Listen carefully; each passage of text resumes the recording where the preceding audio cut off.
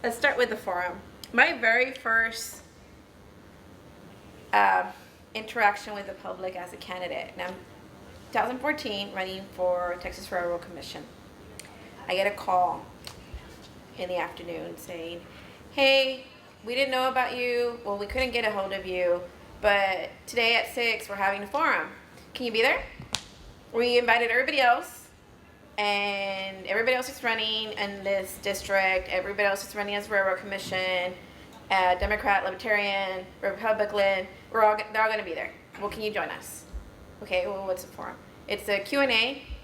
Everybody gets a chance to answer a question. Okay. So I went up. First of all, I was like, what am I going to wear? Well, I know we're unpolished, but we have a public image. And unfortunately, in our society, we're very visual, and our first impressions make a very big, they're first impressions for a reason. People will look at you and they will decide some things, make some decisions about you at that moment. So I was going to be in front of people I don't know, people that might be friendly, might not be unfriendly. So for me, appearance does make a little bit difference. Just make an effort. Make sure that, just make an effort, that you tried. So they see that you tried, they're going to take you seriously. Because, oh, well, she didn't come in her pajamas. So, they're more apt to hear. They're more open to hear what you're coming from. So I went up in a blue button-down shirt, some black slacks, some heels, a little bit of makeup, did my hair.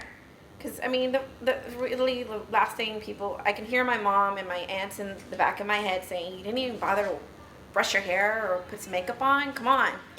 I could just hear that in the back of my head, and I knew there was going to be video, so I wanted to at least present a good appearance. At least that I tried. It might not be my Oscar-worthy, red carpet appearance. Of course, that wouldn't be totally inappropriate, but it was a casual event, but it was a serious event, so I tried.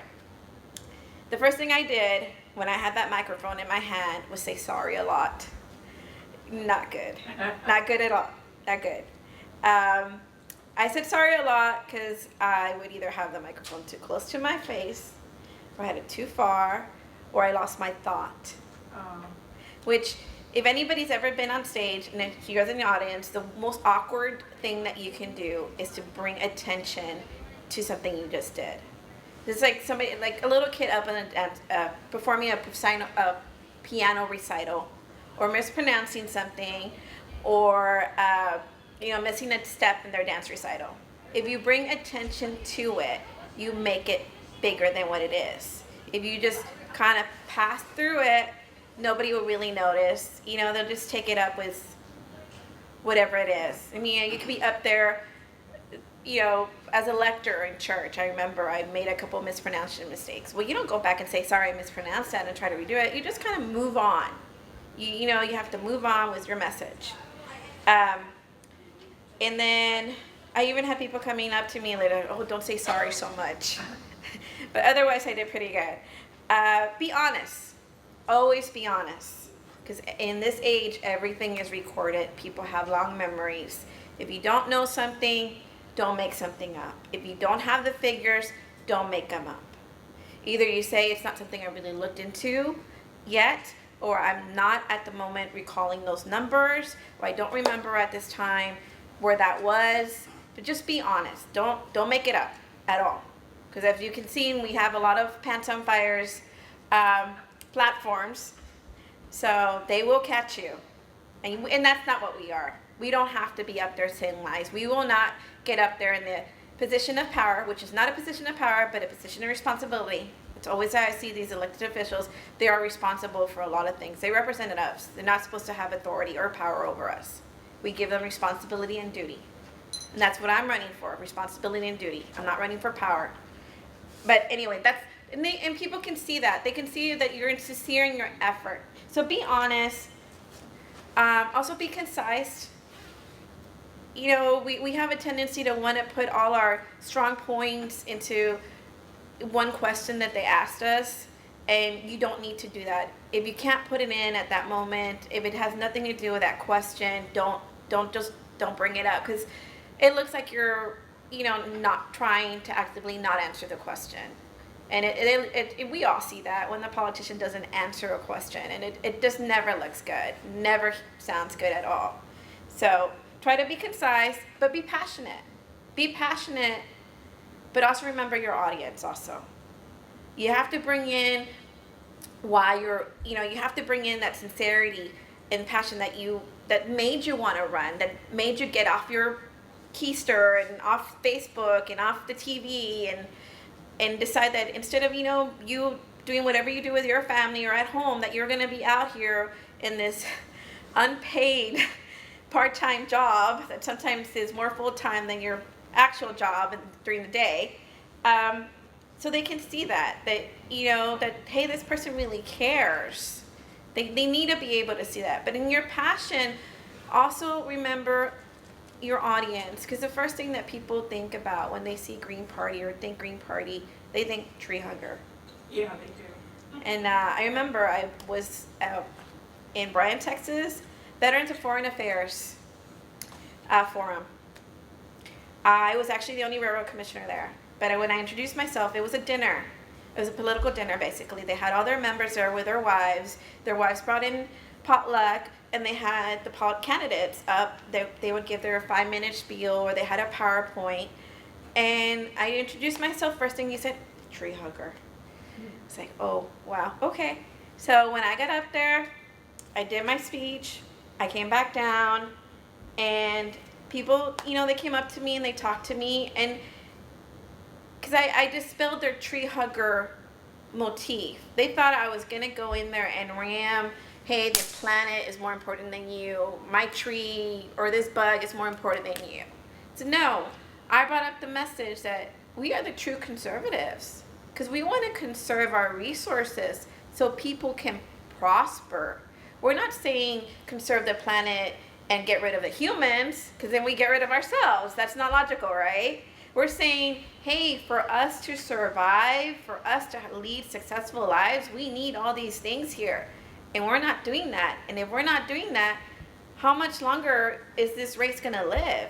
And you need to help them think also outside their little box. It's like, it's not about what I have. It's not about my kids. It's about your kids' kids and about your great-grandchildren. What are you leaving for them? So like I said, you need to be professional. You need to be passionate. That's the other thing. Be professional, because you're selling the biggest thing ever. You're selling yourself, and you're selling yourself to a diverse audience. Like I said, sees you as a tree hugger, environmentalist. That's, for some reason, those are bad things. Because they think, like I said earlier, they think that you're more concerned with natural resources than you are with people. But you have to be professional, because if you automatically start putting them down, they turn you off right away, and they won't listen to any of your message at all. So you're not going over to preach to somebody. We're trying to bring them in. We're not trying to convince people against their will. We're trying to have them have an open ear to our message, because our message is everybody's message. They don't understand yet. They don't understand yet that what we are doing is for them, for us, for everybody.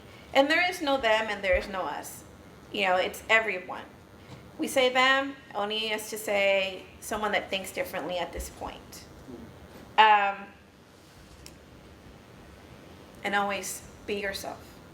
Always. Don't try to be someone else you're not. Don't try to use, as my mom's English teacher told her, or GE teacher used, don't try to use, $half words or silver dollar words when a nickel word will do. Keep it simple. Most of your audience is not intellectual. They're not academics.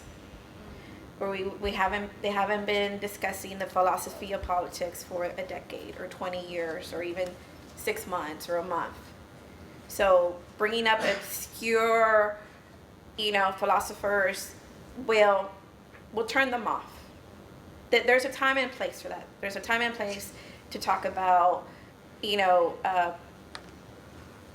John Adams and I can't think of who I want to actually talk about, and it has to do with Adam Smith, or anybody else, or somebody out in Greenland or somebody out in UK sometimes. So keep it local. Keep it local. Don't talk.